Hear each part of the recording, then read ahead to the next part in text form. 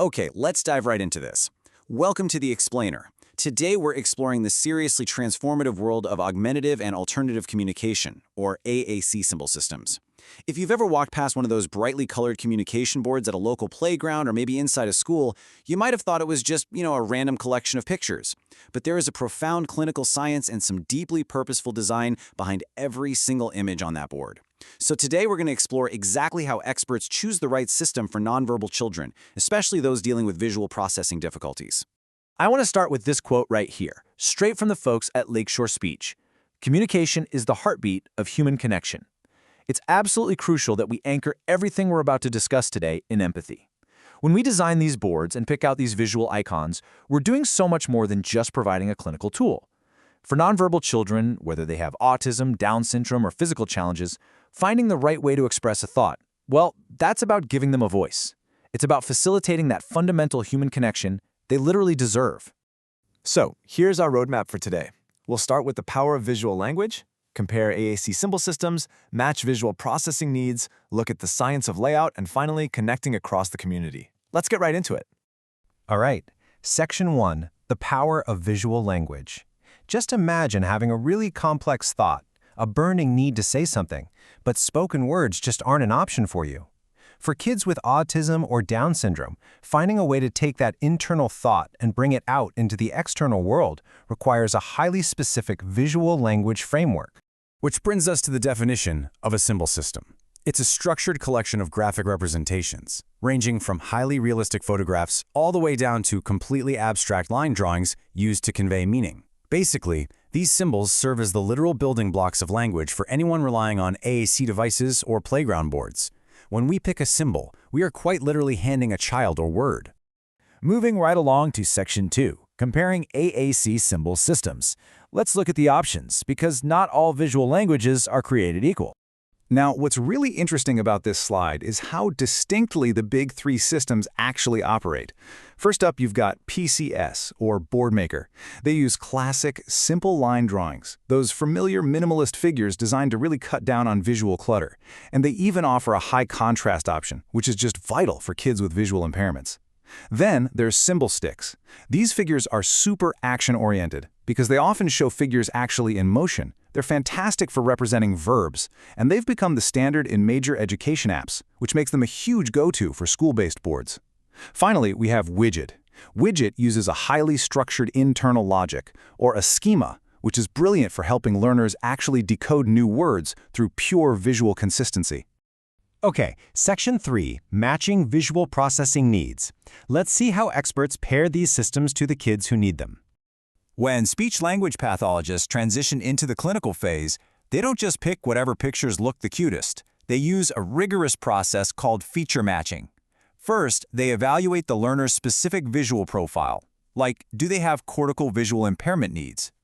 Then they consider the iconicity and transparency of the symbols. And finally, they ensure environmental consistency across all settings.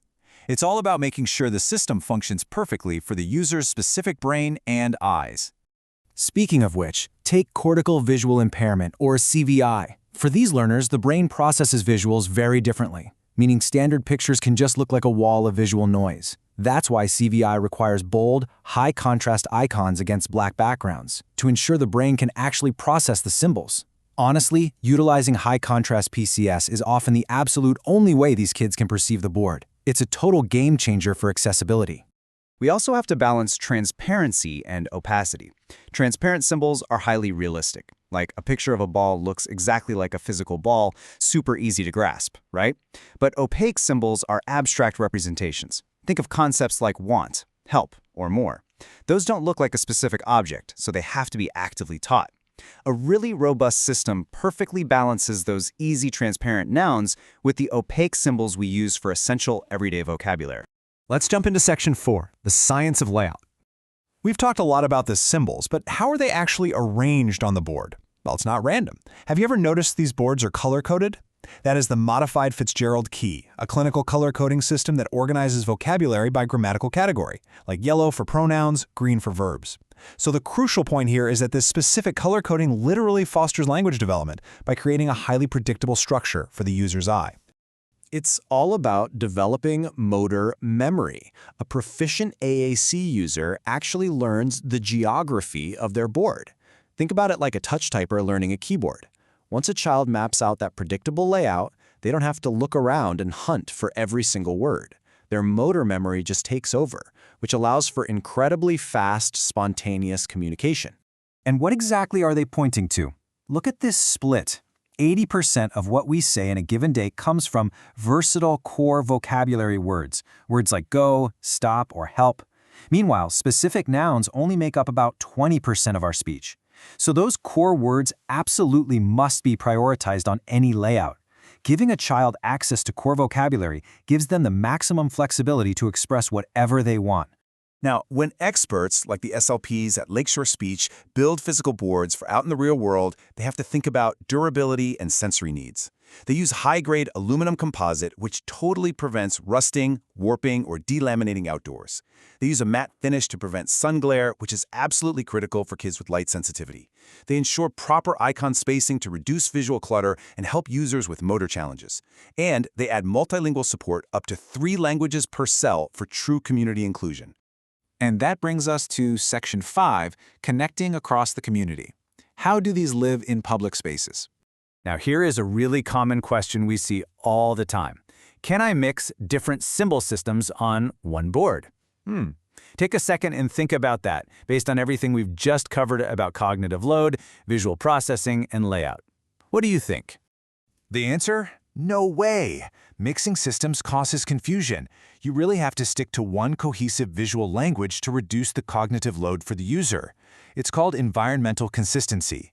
If a child uses symbol sticks on their tablet at home or in the classroom, the playground board literally has to match. We can't force a child to learn a completely new visual language just to ask a friend to play on the swings, right?